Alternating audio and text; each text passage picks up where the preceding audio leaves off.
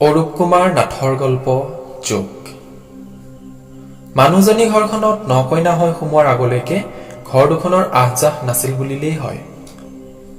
ককাঘতৰ দিনতে সীমাৰ ঠেলাঠেলি লাগি মুখলৈ চোৱা চুইও নাছিল দুই ঘৰ মানুহৰ মাজত। মানুহজনী অহাৰ পাছত নকইনা চোৱাৰ অচিলাতে আহজাহটো বাঢ়িল। এতিয়া পিছে চম্পা খুৰীয়েকহঁতৰ ঘৰৰ লেখীয়াই। খুৰাকটো পুৱাতে ওলাই যায় দূৰণিৰ টাউনখনৰ অফিচলৈ। উভতে নিশা। পুতেক ক্লনমণিক 6 মাইল দূৰৰ ইংলিছ স্কুলৰ বাছখনে পুৱাতে উঠাই নিয়ে। নমাই আবেলি। আলহী দুলহী নাহিলে খুৰীয়েকজনীৰ অকলেই দিনটো। পিছে দিনটো ভগাই ল'বলৈকে হবলা খুৰীয়েকে চম্পাক বিচাৰে। তাইৰনো ঘৰত কামডাল কি? দাখন লৈ বাপেক পুৱাতে ওলাই যায়। ভায়েক দুটাক খুৱাই বুৱাই স্কুললৈ পঠাই দিয়াৰ পাছত ঘৰখনত আৰু বন বুলিবলৈ একোৱেই নাথাকে। মাক থাকোঁতে তাঁতখন সদায়েই খটখটাই আছিল। চুবুৰীটোৰ জীয়ৰী বোৱাৰীৰ মেখেলা চাদৰ, বিয়াৰ চেলেং গামোচা মাকৰ তাঁততেই হয়। পিছে মাক ঢুকোৱাৰ পাছত তাঁতখন সামৰি সুতৰি বাপেকে চাঙৰ ওপৰত তুলি থলে। তাঁত সুত তাইৰো শিকাই নহল। চুবুৰীয়া দুই এজনীয়ে কোৱা কুই কৰে। অৰুণৰ ঘৈণীয়েকে নিকিনা বান্ধি এজনী পালে। দুই এজনীয়ে অৱশ্যে তাইৰ মুখৰ আগতেই কয়। চম্পাই একো নকয়। খুৰীয়েকৰ আগতো তাই একোৱেই নকয়। কৰে। চকুৰ আগত পৰা লাচনি বাচনিখিনি তাই কৰে। চাহকণ খাই কাপ প্লেটখিনি এৰি থবলৈ তাই বেয়া পায়। কেতিয়াবা ৰাতিৰ পঁইতা ভাতকেইটা ভায়েক দুটাক খুৱাই স্কুললৈ পঠাই দিয়াৰ পাছত তাইৰ মুখখন দেখি খুৰীয়েকে নুসুধাকৈ ভাত কেইটামান খাবলৈ দিলে তাই গোটেই কাঁহী বাতিখিনি এৰি থৈ আহিবলৈ বেয়াই পায়। পুৱাৰ সময়খিনিত চৰুৱে হাৰিয়ে কাঁহীয়ে বাতিয়ে লেদাই পেদাই হৈ থকা মানুহজনীক দুই এখন বন কৰি দিবলৈ তাই বেয়া নাপায়। বৰঞ্চ পুৱাৰ ভাগত মানুহজনী সোনকালে আজৰি হলে তাইৰ মনটো বৰ ভাল লাগে। ভাল লগাৰ কাৰণো নথকা নহয়। দুয়োজনীয়ে কাম বন আঁতাই টিভিটোৰ সন্মুখত বহে। নিৰ্দিষ্ট চেনেল দুটামানত দুয়োজনীয়ে চিৰিয়েল দুখনমান চায়। তাৰ পাছত কোনোবা চেনেল এটাত খুৰীয়েকে টিভিটো লগাই দিয়ে আৰু চম্পা সঁচাকৈয়ে আত্মমগ্ন হৈ পৰে। চম্পা আৰু খুৰীয়েকৰ এই পচন্দ বৰ অদ্ভুতভাৱে মিলে। কোনকেইটা চেনেলত কোন সময়ত সেই অনুষ্ঠান কেইটা দিয়ে চম্পাৰ একেবাৰে নক্ষ দৰ্পণত। আজিও বহিল সেই দুয়োজনী টিভিৰ সন্মুখত। আজিৰ বাৰৰ এই অনুষ্ঠানটো তাইৰ বৰ প্ৰিয়। কাৰণ আজিৰ অনুষ্ঠানটো এটা অসমীয়া চেনেলৰ। তাইৰ বুজিবলৈ অলপো অসুবিধা নহয়।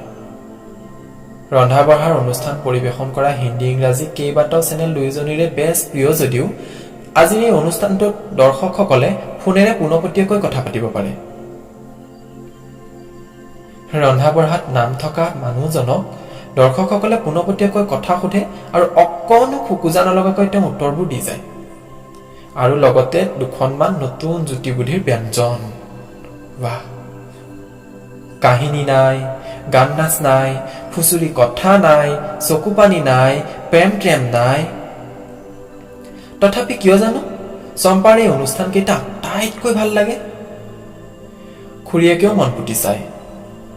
কেতিয়াবা বহী এখন আনি কিবা কিবি বস্তুৰ নাম এসোপামান লিখিও লয়। খুৰাকক আনিবলৈ দিয়ে চাগৈ। এদিন দৈ গাখীৰ দি ৰন্ধা কুকুৰাৰ মঙহৰ আঞ্জা অকণ তাইক খাই চাবলৈ দি কেনে হৈছিল বুলি সুধিছিল খুৰীয়েকে। তাই কিবা খেৰখেৰীয়া পাইছিল। তথাপি তাই টিভিত ৰান্ধনীজনৰ লগত থকা ধুনীয়া ছোৱালীজনীয়ে কোৱাৰ দৰে বুঢ়া আঙুলিটোৰ পেটত তৰ্জলী আঙুলিটো লগাই দি কৈছিল, বাহ খুৰী, টেষ্টি, জবাব নেহি। তাইৰ মুদ্ৰা দেখি খুৰীয়েকে খুক খুকাই হাঁহিছিল। তাইৰো কেতিয়াবা টিভিৰ ৰান্ধনীজনীয়ে ৰন্ধাৰ দৰে সুস্বাদু ব্যঞ্জন ৰান্ধিবলৈ মন যায়। ধুনীয়া 3খন প্লেটত ধুনীয়াকৈ সজাই মেলি বাপেক আৰু ভায়েক দুটাৰ সন্মুখত দিবলৈ মন যায়। সঁচাই যদি কেতিয়াবা এক যাদুৰ প্ৰভাৱত সিহঁতৰ ঘৰৰ এচলীয়া পাকঘৰটো টিভিত দেখাৰ দৰে এক সুদৃশ্য পাকঘৰ হৈ যায় আৰু টিভিৰ ৰান্ধনীজনৰ দৰে সুন্দৰকৈ ৰান্ধি বাঢ়ি বাপেকৰ আগত দিয়ে, বাপেকে কি কৰিব বাৰু? বাপেকে কি কৰিব তাই ভাবিয়ে নাপায়। খুৰীয়েকহঁতৰ ঘৰত কেতিয়াবা ভাত খাবলৈ মাতিলে বাপেকৰ খাবৰ সময়ত থোটা মোজা লাগে। ভাতখিনি আগতে খাব নে দাইলখিনি, বেঙেনা ভজা টুকুৰা আগতে খাব নে ফুলকবিৰ ভাজিখিনি আগতে খাব, পাপৰখন কোনখিনি সময়ত খাব বাৰু? ঘৰত সদায়ে এখনেই আঞ্জা, আঞ্জাখন নহলে কিবা এখন পোৰা পিটিকা, পইতা ভাত থাকিলে নিমখ জলকীয়া বা কেঁচা পিঁয়াজ এটুকুৰাই যথেষ্ট। বছৰৰ মূৰত মাঘমহীয়া খুৰীয়েকৰ ঘৰত ভাত এসাঁজ খাই ভায়েক দুটাই গোটেই বছৰ কথাটো পাগুলি পাগুলি তাৰ তৃপ্তি লয়। সিহঁত দুটাক টিভিত দেখুওৱা এনে বিবিধ ব্যঞ্জনেৰে ভাত এসাঁজ আগত দিলে দুয়োটাই যে কি ফূৰ্তি পাব, কথাটো ভাবিয়েই তাইৰ ভাল লাগি যায়। আজিৰ বাৰটোত দিয়া অসমীয়া চেনেলটোৰ এই অনুষ্ঠানটো চম্পাৰ অন্য এটা কাৰণতো ভাল লাগে। হিন্দী ইংৰাজী চেনেল কেইটাত দিয়া অনুষ্ঠানবোৰৰ ৰন্ধা বঢ়াবোৰত ব্যৱহাৰ কৰা বস্তুবোৰৰ বেছিভাগেই তাইৰ চিনাকি। মাত্ৰ ৰান্ধি বাঢ়ি ধুনীয়াকৈ সজাই দিয়াৰ পাছত তাইৰ জিভালৈ সৰ সৰকৈ পানী ওলাই আহে। কিন্তু এই অসমীয়া চেনেলটোৰ এই অনুষ্ঠানটোৰ ৰন্ধা বঢ়াৰ বস্তুবোৰ বেছিভাগেই তাইৰ চিনাকি। মাজে মাজে অনুষ্ঠানটোলৈ চিনেমা নাটক কৰা, গান গোৱা ডাঙৰ ডাঙৰ মানুহ কিছুমান আহে আৰু কচু, ঢেকীয়া, পোৰা পিটিকা কিছুমান কৰি দেখুৱায়। কোনোবা সময়ত অনুষ্ঠানটো তাই বৰ আপোন আপোন লাগি যায়। তাইৰ চৌকাটো বেছিভাগ কচু ঢেকীয়া, পোৰা পিটিকাই চলে যে। পিছে টিভিৰ মানুহকেইটাই কচু ঢেকীয়া যি তৃপ্তিৰে খায়, তাইৰ সেইদৰে নাখায়। সদায় সদায় সেইবোৰ খাই তাইৰ উকালিহে আহিব খোজে। পনীৰৰ, মাংসৰ, মাছৰ নতুন নতুন ধৰণে ৰন্ধা আঞ্জাবোৰ তাইৰ বৰ ভাল লাগে। পনীৰ অৱশ্যে তাই দেখাও নাই, খাইতো পোৱা দূৰৰেই কথা। খুৰীয়েকেহে কৈছে গাখীৰৰ পৰা তৈয়াৰ কৰে হেনো, হলেও যি ধুনীয়াকৈ সজাই দিয়ে, খাই ভালেই লাগিব কিজানি। হৌৱা টিভিৰ চিৰিয়েলখন শেষ হলেই। পৃথিৱীৰ সমস্ত ভাল ভাল বস্তু খোৱাৰ পিছত মাত্ৰ এচামুচ খালেই সকলো হজম হৈ যোৱা লিভাৰ টনিকটোৰ এডভাৰটাইজ এয়া শেষ হল। সকলো প্ৰশ্নৰ সহজতে সমাধান কৰি দিব পৰা ৰান্ধনীজনে এমুকুৰা হাঁহিলৈ হৌৱা ধুনীয়া ছোৱালীজনীৰ সৈতে পাকঘৰত সোমালহি। খুৰীয়েকজনীহে এতিয়াও পাকঘৰৰ পৰা ওলোৱাই নাই। যোৱা খণ্ডটোৰ এই অনুষ্ঠান চায়েই খুৰীয়েকে কৈ থৈছিল আজিৰ খণ্ডটোত তেওঁ ফোন কৰি ৰান্ধনীজনক কিবা এটা সুধিব। হৌৱা টিভিৰ পৰ্দাত ফোন যোগেৰে ফোন নম্বৰ দিলেই। এডভাৰটাইজ দিয়া সময়খিনিতে কিবা এটা কৰি আহোঁ বুলি যি পাকঘৰত সোমালেই নোলোৱাই হল মানুহজনী। হৌৱা ৰান্ধনীজনে কুটি লোৱা পাৰৰ মাংসখিনিৰে এখন নতুন ব্যঞ্জন ৰান্ধিবলৈ যোজা কৰিছে। ভীমকলৰ কলডিল এটা তেওঁ মিহিকৈ কুটি লৈছে। তাই বৰ মনোযোগেৰে চাবলৈ ধৰিলে। ৰন্ধাৰ কৌশলখিনি মনত ৰাখিব লাগিব। কেতিয়াবা যদি চোতালত পৰি থকা কাৰোবাৰ পাৰৰ এটা ডলাখনেৰে ঢাকি ধৰিব পাৰে, তাইও বাৰীৰ কলডিল এটা আনি ৰান্ধি চাব। সোমবৰীয়া বজাৰৰ পৰা বাপেকে আনি দিয়া সৰু চিচাটোৰে আধা চিচা মিঠাতেল তাই দুসপ্তাহ খেদায়। একেবাৰে নিদিলে নোহোৱা ধৰণৰ আঞ্জাখনত চিচাটোৰ মুখত আঙুলি এটা থৈ অকণমান মিঠাতেল তাই কেৰাহীত বাকে। তাই বুজে উপাৰ্জন বুলিবলৈ বাপেকৰ অনিয়মীয়া দিন হাজিৰাৰ বাদে অন্য যে একোৱেই নাই। কেতিয়াবা বেমাৰ আজাৰত পৰিলেতো চৰুৰ তললৈ জুইয়েই নাযায়। খুৰীয়েকজনীয়ে টানে আপদে 2 টেমা চাউল নিদিলে সিহঁতৰ কেইবা সাজো লঘোণে যায়। সেয়ে তাই পাকঘৰটো হাত টানি ধৰি চলায়। হলেও কেতিয়াবা যদি চোতালত পাৰ বা কুপতি চৰাই এটা ধৰিব পৰা যায়, কলডিলেৰেই খাব লাগিব। সদায়নো ক'ত খাম? এসাজত যেনিবা তেল অকণমান বেছিকৈ দিলোৱেই। খুৰীজনীয়ে নাপালেই আহি। হৌৱা আহিছে। তাই পুনৰ পাৰৰ মাংসত মনোযোগ দিলে। মই নম্বৰকেইটা কৈ যাওঁ, তই ডাইল কৰচোন। চম্পাই মোবাইল ফোনটোলৈ ডাইল কৰি গল। 0361। লনমণিয়ে বোলে গাজৰৰ হালোৱা খায়। মই বহাই থৈ আহিছো। স্কুলৰ পৰা আহি পালে তৰা নৰা ছিঙিব। তই নম্বৰটো লগাই থাক, লাগিলে মোক মাতি দিবি। পাকঘৰৰ পৰা গাখীৰ পুৰি যোৱাৰ মহমহীয়া গোন্ধ আহিছে। টিভিৰ ৰান্ধনীজনে বগা ফুলাম চীনামাটিৰ প্লেটখনত পাৰৰ মাংস বাকি ধনিয়া, কটা বিলাহী, পিঁয়াজেৰে ফুলদানিৰ দৰে সজাই তুলিছে। প্লেটখন সুদৃশ্য ডাইনিং টেবুলখনলৈ নি সজাই থোৱা অন্য ব্যঞ্জনৰ বাতি দুটামানৰ মাজতে থৈছেগৈ। অনুষ্ঠান পৰিচালনা কৰি থকা ধুনীয়া ছোৱালীজনীয়ে মিঠা হাঁহি এটাৰে দৰ্শকসকলক ফোন কৰিবলৈ অনুৰোধ জনাইছে। চম্পাই মোবাইল ফোনটো ডায়েল কৰিলে।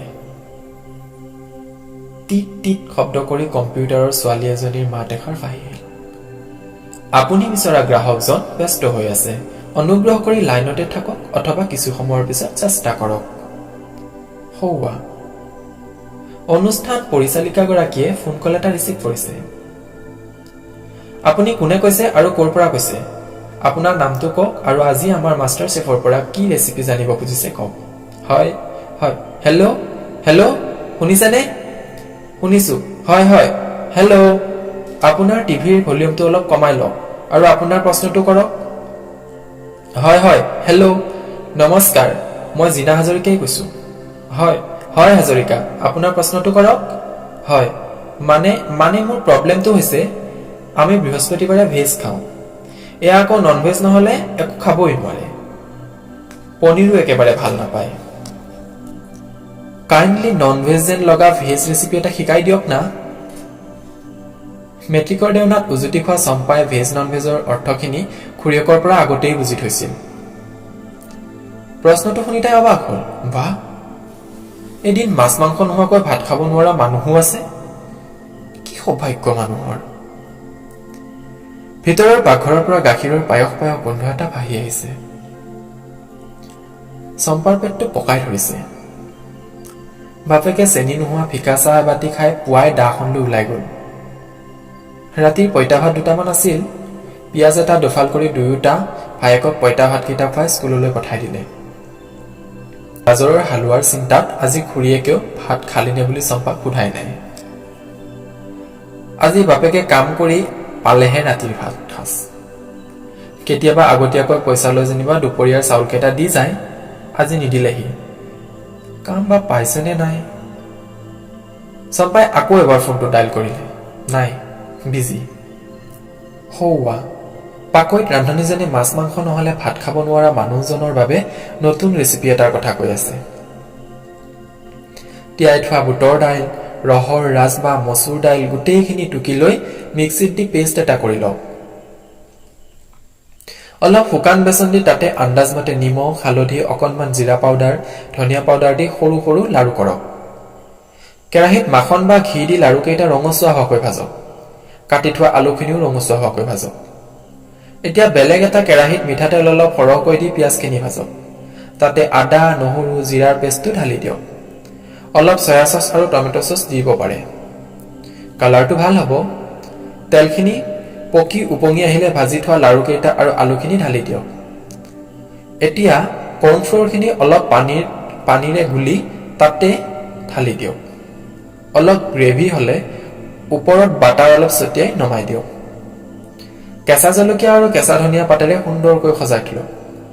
আপোনাৰ স্বামীয়ে নিশ্চয় বৃহস্পতিবাৰে এই ৰেচিপিটো খাই খুব ভাল পাব। চম্পাৰ মুখখন পানীৰে উপচি পৰিছে, পেটটোৱেও কৰকৰাইছে। ভিতৰৰ পৰা ঘি নে মাখনৰ জানো মকমকীয়া গোন্ধ এটা উৰি ফুৰিছে কোঠাটোৰ ভিতৰত। হাতত লৈ থকা ফোনটো আকৌ এবাৰ ৰিডায়েল কৰিলে তাই। বিজি। জুতি লগাই খোৱাৰ কথা সুধিবলৈ মানুহৰনো ইমান উত্ৰাৱল হৈ থাকেনে? হৌৱা, লিভাৰ টনিকটোৰ এডভাৰটাইজ পুনৰ দিছে। ডেকা গাভৰুকেইটাই খোৱা বস্তুৰ ভৰ্তি ডাইনিং টেবুলখন সম্পূৰ্ণকৈ লৈ সুন্দৰকৈ হাঁহি আছে। উগাৰি উগাৰি উদৰ পৰাই খোৱা হৌৱা মানুহজনে লিভাৰ টনিক এচামুচ খাই পৰম তৃপ্তিত চকু দুটা মুদি দিলে। কি পৰম সৌভাগ্য সিহঁতৰ। সন্মুখৰ টেবুলখনত কি বিধে বিধে খাদ্যৰ সামগ্ৰী। তাইও যদি শ্বুটিঙৰ সময়ত খোৱাৰ টাইম টেবুল নথকা ধুনীয়া ছোৱালীজনীৰ দৰে খাবলৈ পালেহেঁতেন। টিট টিট টিট, লাগিছে লাগিছে, ফোনটো লাগিছে। খুৰী, ফোনটো লাগিছে। তাই পাকঘৰলৈ চাই চিঞৰিলে। মই হাত এৰাব নোৱাৰো এতিয়া, তই সুধ কি সুধ। হাই ভগৱান, মৰ এতিয়া তাই কি সুধিব, লাভে বা কি হ'ব সুধি। হেল্ল', আপুনি কোনে কৈছে আৰু ক'ৰ পৰা কৈছে? হেল্ল' হেল্ল', হয় হয় মই চম্পাই কৈছো হেল্ল' চম্পা ৱেলকাম কওক আমাৰ মাষ্টাৰ চেফৰ পৰা কি ৰেচিপিৰ বিষয়ে জানিব খুজিছে আপুনি চম্পাৰ চকুৰ সন্মুখত পোৱা পানী ঢালি থৈ অহা উদং চৰুটো উদং চাউলৰ টেকেলিটো চেনি নিদিয়া ফিকা চাহ খাই যোৱা বাপেকৰ মুখখন স্কুলৰ পৰা উভতি আহি ভাতৰ খবৰ ল'ব লগা ভায়েক দুটাৰ মুখ দুখন সকলোৱে নাচিবলৈ ধৰিলেহি তাইৰ কাণ মোৰ টপত হৈ আহিল হেল্ল' চম্পা হেল্ল' আমি শুনি আছো কওক কি ৰেচিপিৰ বিষয়ে জানিব খুজিছে আপুনি পেটটো আকৌ এবাৰ কৰকৰাই উঠিল চম্পাৰ হঠাতে চম্পাৰ বুকুত কিবা এটা খুন্দা মাৰি ধৰিলেহি চকু দুটা তাইৰ চলচলীয়া হৈ পৰিল মাতটো যথাসম্ভৱ স্থিৰ কৰি তাই ক'লে আমাৰ ঘৰত এতিয়া দমকলৰ পানীখিনি নিমখৰ টেমাটোত অলপমান নিমখ আৰু অলপ হালধি আছে আগফালৰ বাৰীখনত ছিঙি শেষ হোৱা সুদা বেঙেনা গছ দুজোপা আছে সেইখিনিৰে ৰান্ধিব পৰা এনেকুৱা ৰেচিপি এটাৰ কথা কওক যিটো খালে কেইবাদিনলৈ ভোক নালাগে কিবা এটা আহি চম্পাৰ ডিঙিটোত খোপা মাৰি ধৰিলে হেল্ল' হেল্ল' চম্পা হেল্ল' নাই লাইনটো কাট খাই গৈছে তেখেতে কিন্তু আমাৰ লগত ভাল যোগ কৰিলে এনিৱে আমি নেক্সট কলটো লৈছো হেল্ল' আপুনি কোনে কৈছে আৰু ক'ৰ পৰা কৈছে আপুনি আমাৰ মাষ্টাৰ চেফৰ পৰা কি ৰেচিপিৰ বিষয়ে জানিব খুজিছে কওক